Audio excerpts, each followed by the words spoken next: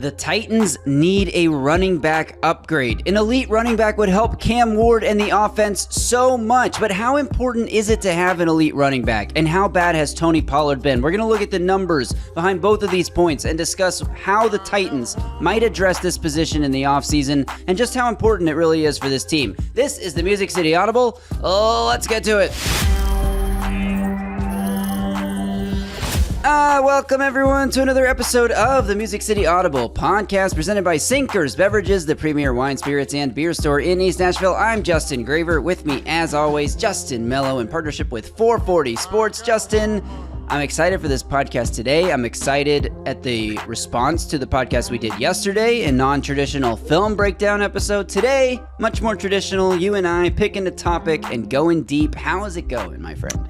I'm doing well. Feedback's been so good on the Cam Ward film breakdown. So happy to see that. And today's episode, a bit of a different direction because, honestly, talked a lot about Cam Ward on Sunday and Monday. I think it's time to move on to a bit of a different topic. And if there was one thing, Titans fans are excited about that performance on Sunday. If there's a negative, there are a couple negatives, but one of the obvious ones was the lack of a run game, and it's been a consistent theme over the last couple weeks. This team cannot run the football at all. So I took a deep dive. I've got some Tony Pollard advanced stats and metrics. You've got some EPA passing stats and how that aligns around the league with the top rushing leaders. We'll talk a little bit about the strategy this offseason the Titans could use to address it.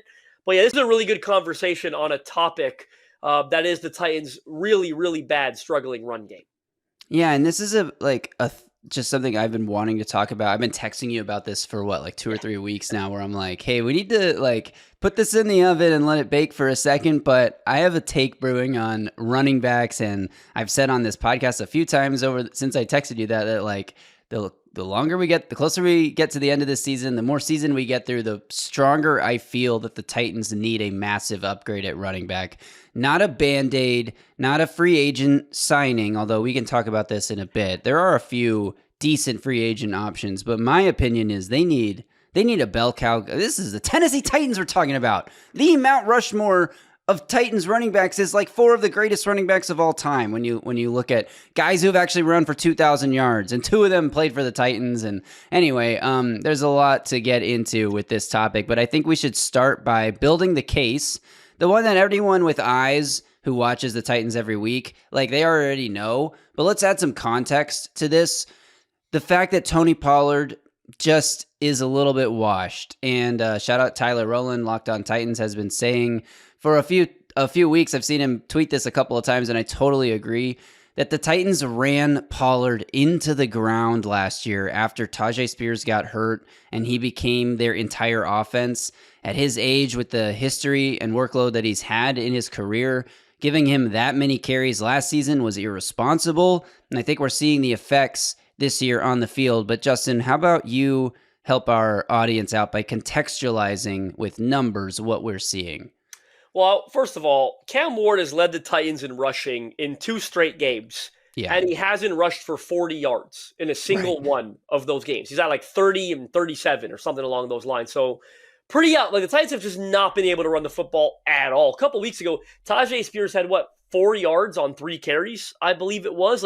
They're just creating nothing on the ground right now unless it's a Cam Ward off-script scramble. So I went and started digging up some of the advanced stats last night on Tony Pollard. Now, I used Pro Football Focus's qualifiers to look at running backs who have taken 50% of their team's carries this year. There's only 33 qualifying players that make that list, which is exactly what I was looking for. About 1 running back per team. Who is the true starter on every team in the NFL, and how does Tony Pollard rank against them? Well, not much to my surprise, pretty bad in a lot of the metrics that I think are the ones that matter. Like yards per attempt, for example, he ranks 27 out of 33, 3.7 yards per attempt. Now, that's a bit of a team stat. I'll concede that some of that is the Titans not creating enough rushing lanes up front. I don't think they've been very good in run blocking, but when you look at some of the other numbers that are more individualistic and you could remove maybe the offensive line from the equation, what is he doing to create for himself? Well, not a whole lot. In yards after contact, he ranks 22nd out of 33rd. When you look at yards after contact per attempt, which is one that I like even more because I love that per carry sample size, he's slightly worse. He's 24th out of 33rd with 2.94. Total yards, of course, rushing yards, he's 24th out of 33rd. Like all of these numbers, carries that have gone for 10 plus yards, he's 21st. Like consistently ranking in the bottom half of these numbers. One that I found particularly intriguing. Now, I'll admit, huge grain of salt on this one. Breakaway percentage. I don't quite know how you come away grading a player's breakaway percentage, but I do know that at least the result that Pro Football Focus claims kind of passes the sniff test and aligns with what I've seen on tape. He is 32nd out of 33rd in their breakaway percentage, second last with a breakaway percentage of 10.3%. When I watch him on tape, go ahead. That's got to be like what? Percentage of carries that go for more than 10 yards, more than 15 yards? You know where the cutoff is in that stat? I think there's more to it than that. Because when you look at the carries that go for 10 plus yards, he ranks pretty good in that. He's 21 out of 33rd on carries that have gained 10, which I didn't expect. I thought he'd be lower than 21st. Oh, he's here, at 14 I got it. Carries go for 10 plus yards. PFF breakaway percentage is a statistic that measures the percentage of a player's total rushing yards that were gained on runs of 15 yards or more. Okay, so that makes sense. I went to their key, like their dictionary key, and I don't think is that what it said? I thought it said something different. It was a little bit more nondescript, to be honest. It was a little more general speaking, but that makes sense to me because he's had a ton of he's had a bit more carries than I would have guessed gone for more than 10 yards.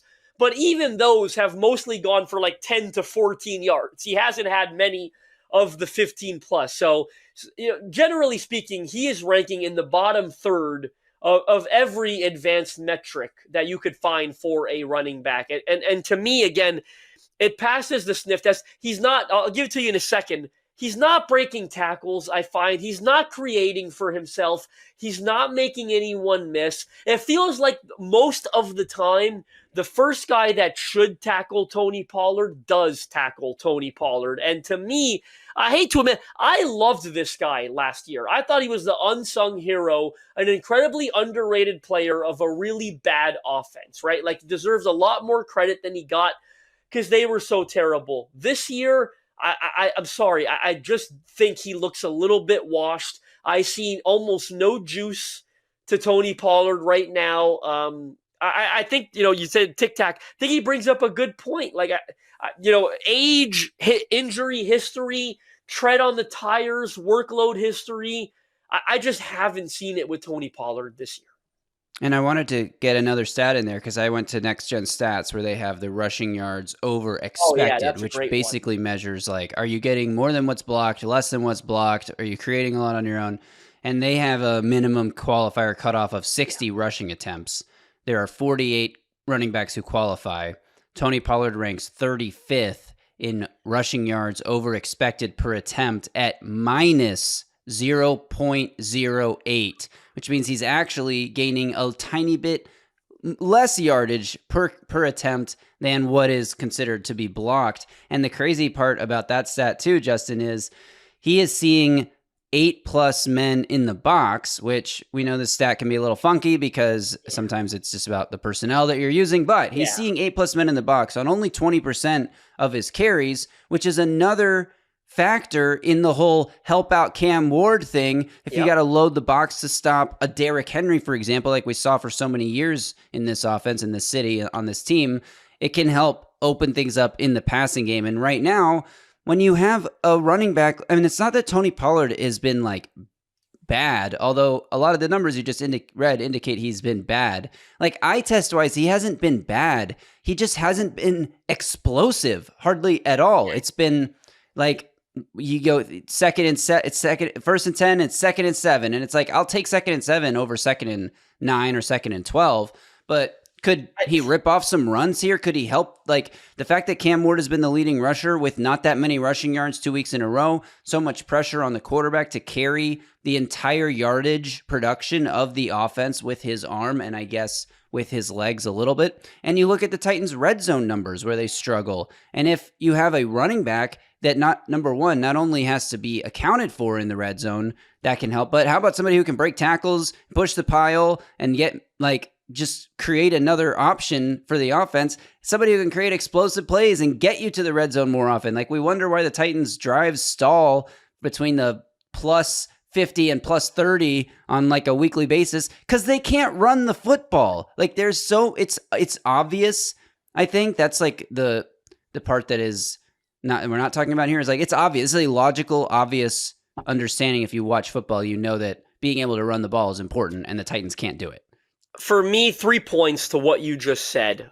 Number one, and this again passes the eye test for me, the rushing yards after expected or over expected sort of aligns with my opinion on Tony Pollard this year, that he is more or less, that he only is getting what is blocked for him. Maybe slightly less, maybe occasionally slightly more, but the point is he's not making anyone miss. He's not creating for himself. He is getting what's there, nothing more, and on average, I guess, a little bit less, according to their metric.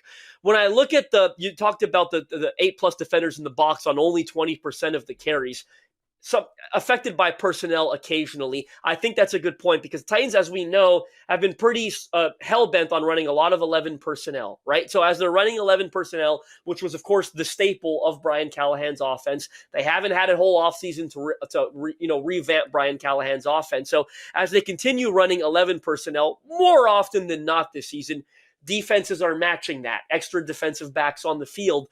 But the point is, you should be able to counter that with some good explosive runs occasionally. You talked about the Seahawks last week who are passing out of condensed formations, running out of 11 personnel. When it looks like they're going to pass, they run. When it looks like they're going to run, they pass. Well, the Titans, once in a while, when it looks like they're going to pass, they should be able to get some explosive runs, chunk yards on the ground. They're not doing that at all. The final point I'll make on Tony Pollard, I think before we move this discussion in a different direction, I don't think he's going to be here next year. He's on a 3-year contract. So yes, he is under contract for next year. It's scheduled to be the final year of the deal signed by Rand Carthon. But when you look at the way he's playing and you look at the numbers, they can save about $7.25 million in cap savings by cutting him. And there's only $2 million in dead money. $7 million in savings for an underperforming player at a non-premium position.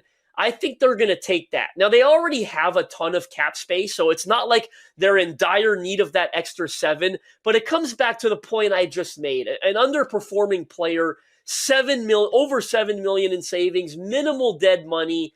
Again, for that guy who's at a non-premium, I think they're almost certainly going to cut Tony Pollard this offseason. Yeah, I think it's honestly a no-brainer, and thank you for your service, Tony Pollard. You were phenomenal for this team last year. You have been, steady this year, but not great, and not a great again. Teammate, all that stuff. A local guy, grew up a Titans fan, Memphis. Love everything about him. It hurts me to do this because I had high expectations for him this year, and it just hasn't quite been there. Yeah, and I think just the explosion, you need a more explosive element. And now I can hear our audience right now, Justin, screaming at us from whatever the device they're listening to. What about Tyjae Spears? Tyjae Spears is awesome. Tyjae Spears can make electric plays, and we saw that one play he had. This might be the only explosive carry of the season for the Titans, where he took it on like a 4th down on the end around and took it down near the goal line against the Colts. He's made some explosive plays. He had that almost converted the 3rd and forever screen last week. Converted a 4th down late in the game for Cam. Yes, did convert. He's converted multiple 3rd and 4th downs off of check downs where he had to make a guy or two miss. And I think that's the role you want Tyjae Spears in. You want him in there on passing downs to make stuff miss. You want him as a change of pace option to your starting bell cow running back that the Titans still need to acquire. So I like Tyjae Spears. I'm still a little bit hesitant to say that he's going to be a 17 game a season or even a 13 game a season kind of guy. And he's more like a, when he's healthy, that's awesome and we can use him, but we can't rely on him. You can't go into next season saying, oh, Tajay Spears is our running back, we're set. Like, obviously they wouldn't do that, but I think it's important to put Tajay Spears in the role that is best suited for him, that's not going to overwork him and run him into the ground like you just did with Tony Pollard last year, and have somebody that he complements. I wouldn't even say somebody that complements him. You need somebody that he can complement, right? You wouldn't even have the option of running him into the ground, because I don't mean this to be mean. He can't handle more than 10, 12 touches per game. He's going to get hurt if he does. I mean, anytime they've tried, he gets hurt. So he's in the role that he's got to be in next year, which will be a contract year for him. I don't think he'll be here in 2027, in all honesty, because the injuries are just probably been too frustrating, and they'll probably continue to happen at some sort of rate. 10, 12 touches per game is your best bet at keeping him healthy and effective and efficient. Anything more than that, you're begging for him to get hurt. So I also would like to make an argument, Justin, and that's the conversation about why the Titans don't currently have a running back.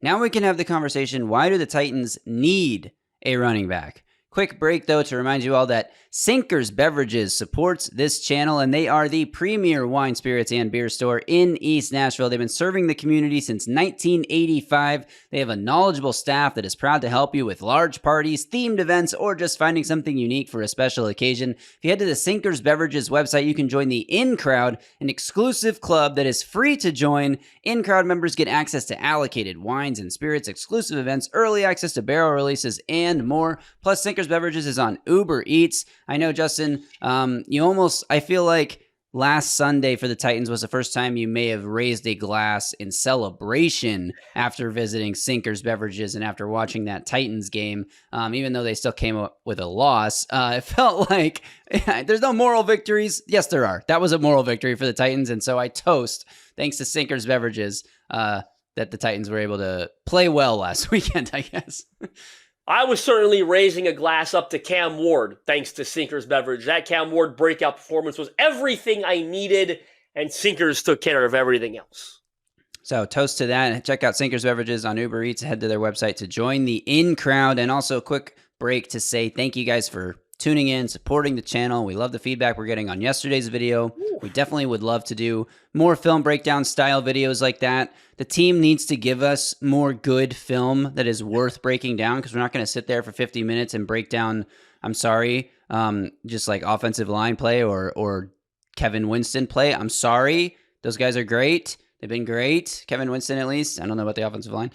Kevin's been great. But when Cam Ward and the quarterback do some awesome, that's the stuff that it's really worth our time to break down. And so we love doing that, and we hope that we have more of that to do. We're going to keep continuing with these podcasts, of course, 5 days a week. We appreciate you all for supporting the channel, but the best way to support us is to hit that subscribe button, mash the heck out of that subscribe button, like every video, tune in to every video, come back every single day. We appreciate the real ones who are here with us 5 times a week. So hit that subscribe button and drop a comment below. Where are you at on the running back situation? Yes. I do want to shout out the people, because the last 2 videos, as we've asked for subscribers, we're up 35 subscribers from the last 2 videos. We are now officially 5 away, as of this recording, from our goal of 5,500 subscribers. So, wow, pat yourselves on the back. We really appreciate the support.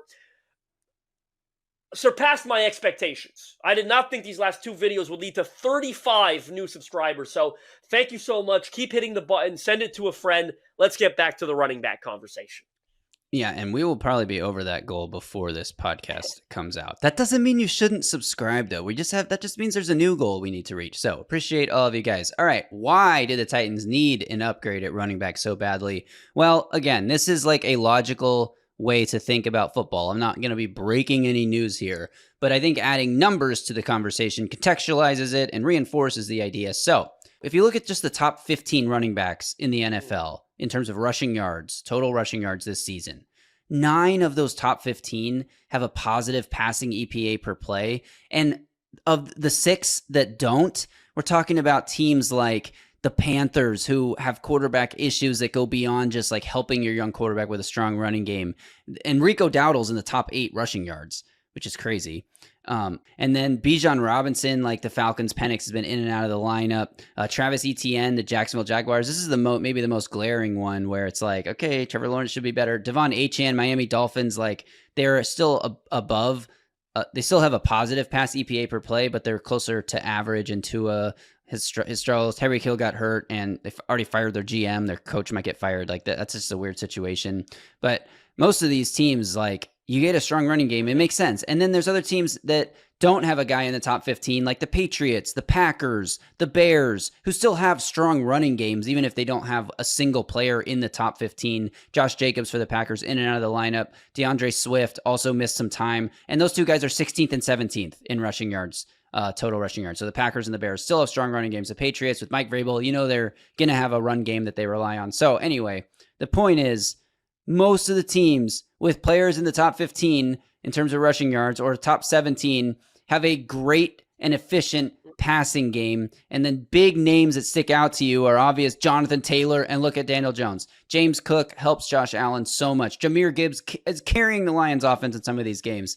Derrick Henry and the Ravens, like, they're one of those teams that it's like, well, Lamar Jackson in and out of the lineup, but Derrick Henry is going to help your quarterback because he's going to draw so much attention. Kyron Williams, the Rams have an elite passing game. Javonte Williams is 5th in the NFL in rushing. The Cowboys have an elite passing game. Breece Hall is one of the top 15 rushers. Justin Fields, I think you throw that one out. Christian McCaffrey, obviously the 49ers, very good efficiency. Saquon Barkley, even the Eagles, even this year, have a good, efficient pass game with Saquon Barkley 14th. And the Seahawks are 15. Kenneth Walker's 15th. And then we say they're struggling to run the ball. They got Kenneth Walker at 15. We know Zach Charbonnet's been decent too and had to fill in a bit because Kenneth Walker also missed some time. And the Seahawks have an excellent passing efficiency. So overall, I think it's pretty clear what the numbers say. There is a strong correlation between having a good bell cow, top of the line running back and having an efficient passing game. And it makes sense that they would be correlated, and they are correlated. The Titans need one of these guys that can go carry a game. A Jahmyr Gibbs, who just literally put Detroit on his back and said, I'll go put up 250 all-purpose yards and 3 touchdowns. The Titans need somebody that defenses are going to key on, that can take the pressure off of Cam Ward. The Titans offense, more than anything, needs superstars and an identity. And a bell cow running back solves that. Well, you never question. I agree with the identity portion of it. You never questioned what the identity was when Derrick Henry was here, right? Like, we don't know. Like, Brian Callahan's team, they haven't had an identity since he became the head coach. They won't have one until next year, hoping that that's a focal point for the next head coach to establish some sort of identity, because there isn't one right now. So I'll ask you, because I think my thoughts do differ from yours a little. How do they solve it? Like, what do they do this offseason to try and go get that running back? Because I'm not sure that you and I are on the same page on that topic. So that's a great question. So I would say free agency, like, I can see them signing a veteran in free agency because they need to make sure their bases are covered, and you never know how the draft's going to shake out, and you got to have somebody that can play a starting running back role. And I don't know who that is. Is Kenneth Walker going to make it to free agency? Is Breece Hall going to make it to free agency? These are guys that, we talk about these guys in November, and then by March, they re-sign with their teams, and the market looks way different than we ever expected. You didn't quite set that up the way I thought you were going to, which is fine, but... I know. Well, I'll get to it. Give me a second. So I think free agency, they sign some guy that we've all heard of, but we're not super excited about. And then when the draft rolls around, it's like, that's what you're asking. Do you spend a first-round pick on a running back? Obviously, it depends on where you're picking. Do you spend a day 2 pick on a running back when, you want to have a lot of day 2 picks and you have 3 high-value positions in the NFL? And by high value, I mean teams that pay these positions highly and they draft them highly. And they're all positions of need for the Titans. And I'm talking about wide receiver, edge, and cornerback. Those are like 3 of the 5 highest value positions in the league, left tackle and quarterback being the other 2. And the Titans have needs at all 3 positions. So you'd say, you use all 3 of your first 3 picks, go to those 3 positions where you have the biggest needs. Well, we saw last year that that's not necessarily how they're going to operate. They take a safety in the 3rd round. I don't think a lot of people saw that coming, even though you and I did say sneaky watch out for that position group. I think running back is that group for me this year. This sneaky watch out for this earlier in the draft than you're expecting. And I'm not against taking one in the 1st round. It obviously depends on how your first round pick and or picks like shake out. Like you're not taking a running back with the first overall pick. If you trade back in the top 5, you're likely not taking a running back with the 4th or 5th pick. If you trade back to the bottom end of the top 10, I mean, you're getting into that range where the first or second receiver might be going, and that's a valid, legitimate argument to be made for positional value there. But you get outside that, and if you have multiple first-round picks by some trade, I would honestly be totally on board for adding Jeremiah Love to this team. And now I'll also say he's the only guy I've really scouted so far, so maybe I'll fall in love with somebody else. It's November. I have time to change my mind. But you add somebody like that, the superstar ability, and that just can change the entire offense. Now, is it crazy to use a first-round pick on a running back? Maybe, but it's not that crazy if the prospect is good. It's been happening even more and more lately. You can look back, Ashton Genty struggling. That's a Raiders thing, I think, more than a Genty thing. Bijan Robinson, one of the best runners in the league. Jameer Gibbs, one of the best runners in the league. Saquon Barkley, that was a long time ago now, but one of the best runners in the league, having a down year-ish this year. But that's where you get these guys, and yeah, you can get them in the second round. You can get them in the third round, of course. But guys drafted in the first round, running backs, it's one of the safest picks you can make.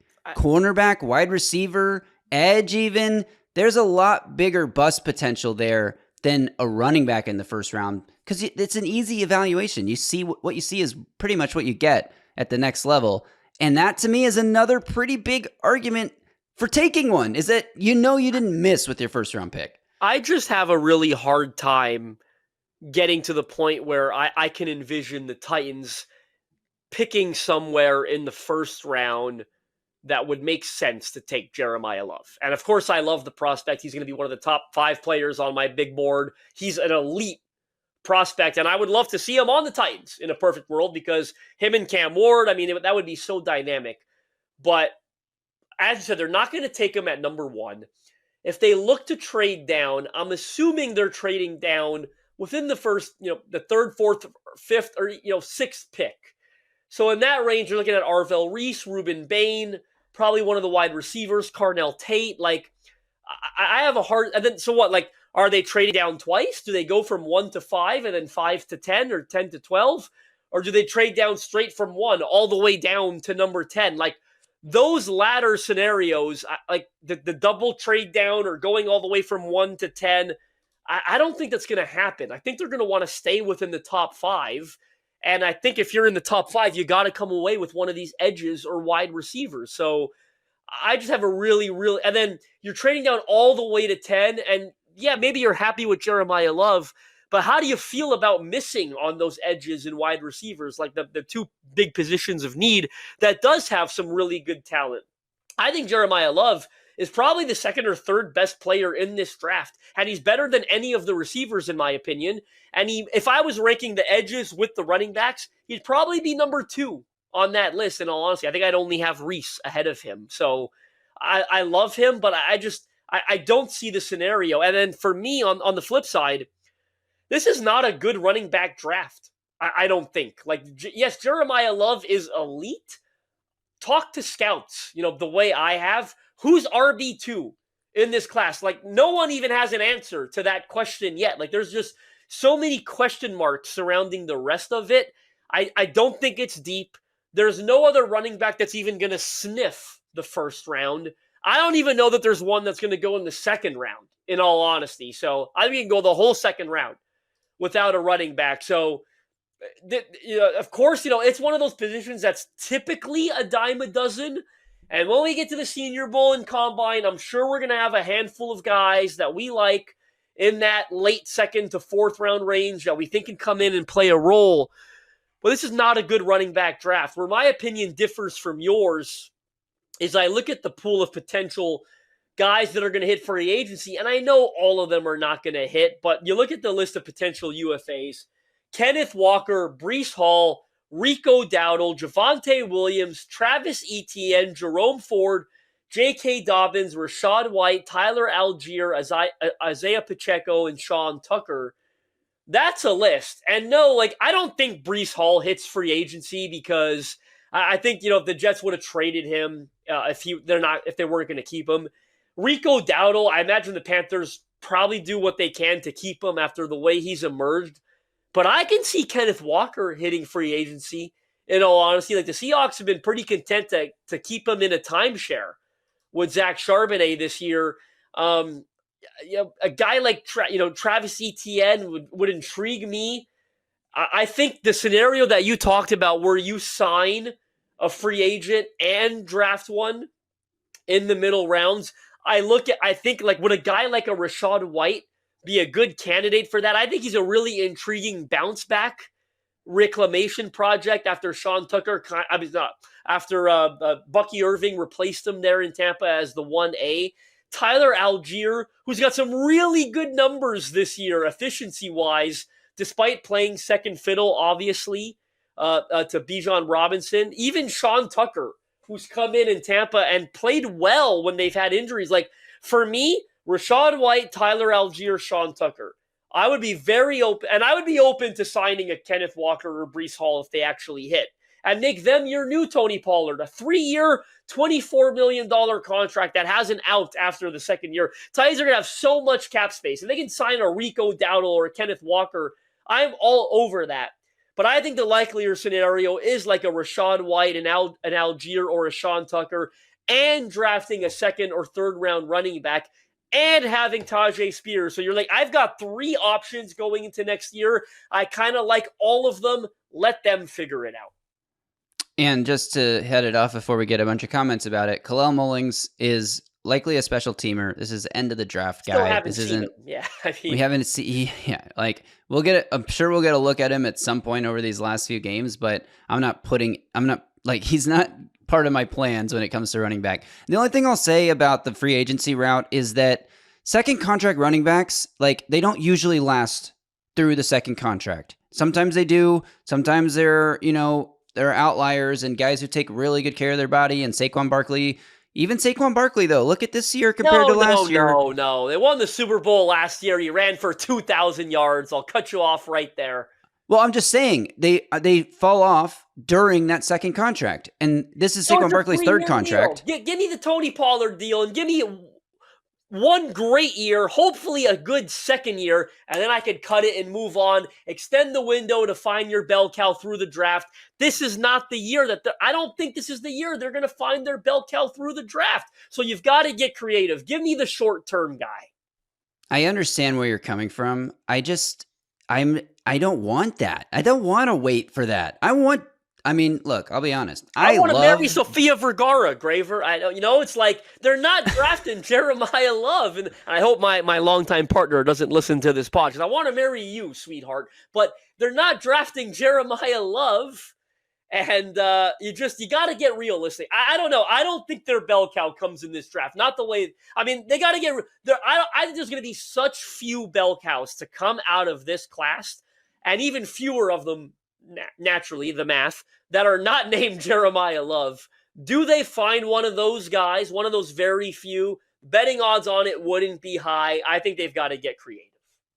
I think you throw positional value to the wind. You say, we care more about Cam Ward's development than anything else, and the best way to develop him is to get him a true superstar potential running back. Jeremiah Love is a potential superstar with breakaway abilities. And the ESPN College Game Day does this like get to know these people, these players type backstories. His backstory is crazy. Just his dedication and work ethic and love of the game. I also believe he's neurodivergent, which is just like an interesting other aspect to this guy who he's a fascinating person. I encourage you guys to go just Google Jeremiah Love, ESPN College Game Day or whatever.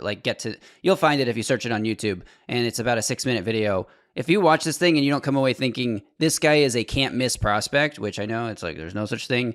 Like I really feel strongly about that. And I understand everything you're saying. And like obviously they need an edge. They need a receiver. You just said it though. Jeremiah Love would be one of your top players in the class, one of the safest picks you can make. If you pick up extra first round picks, obviously it's a luxury pick. I know it's a luxury pick. And it's like a team that is close takes Jeremiah Love, and then they're suddenly like, do you guys want the Houston Texans to take Jeremiah Love? Is that what you want? Then draft him yourselves, because otherwise you're going to be seeing him twice a year. Like that's the type of team that's going to take him if it's not if he's not a top 10 pick. So anyway, this is like, obviously I know this is not that realistic, but I say you just throw caution to the wind. You get a guy that you know is going to be one of the best players on your team within a year or less, and add him to the roster and see what happens, man. That's where I'm at. I've been thinking about this for a couple weeks now. It's like, wouldn't it be amazing if the defense that Cam Ward faced every week had to like worry about a strong running game and a strong running back? Like, wouldn't it be amazing in hindsight if the Titans had just kept Derrick Henry? Obviously, at the time, the move felt like it made sense, but in hindsight, like, wouldn't it be cool if Derrick Henry was still a Titan and he could like retire and play his whole career in this city and for this team? Whatever. That's my spiel on it. I would love to know what people think. Let us know in the comments. Are you like me where you throw positional value? All 32 teams are going to love him. I think there's no doubt about that. Like, he's going to be, you're right. Like, and the way Mike Borgonzi, character, the way that he wants to build this team, I have no doubt that he's going to love the person. I don't know where you draft him. I struggle to see the scenario. Yeah, you'd have to pick up an extra first, I think. And even then, it still feels like a luxury pick. Because again, you still have all these needs at these premium positions. That's another thing, though. Like, even if you pick up an extra first, you still have to take them with your first of the two firsts. Because you're not going to get them with the Browns' second pick, which is in the 20s, or the Rams' second pick, which might be in the 30s. You know what I mean? Like, you got to take them with the first of your two first-round picks. If you trade back, how many teams have two first? The Browns, it's not going to be the Jags, obviously, that trade. I think it's just the Browns and the Rams that are realistic candidates. Jets. And the Jets. But, I mean, the Jets, maybe the Jets, I guess. That might be the realistic one. Or you trade back twice. You trade back from 1 to 3 and from 3 to 11. Well, I said that. I mean, it's not. Yeah.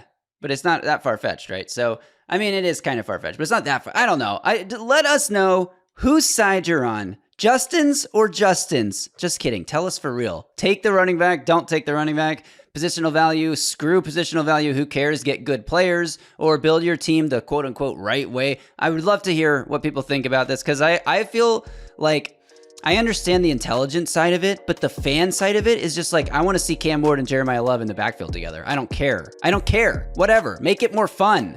I want more fun. That's what I want. Team building be damned. And I understand like the actual best way to do it, but it's not as fun. Give me the fun route. That's my final thought on it. I want it more fun. Well, that'll do it for this apparently very fun episode of the Music City Audible on this lovely Tuesday afternoon. Appreciate you guys. Curious to know which side of the debate you're on. Comment Graver or Melo. Last time when you all did the Justin thing, it drove me crazy. Graver encouraged it. Let us know, did Melo or Graver win this argument? Don't just say a Justin. I'm curious about it. Like, subscribe to the channel. We will be back tomorrow with Wednesday's episode of a podcast that will discuss the Tennessee Titans in some capacity. Until then, y'all stay safe out there, establish the run, and tighten up.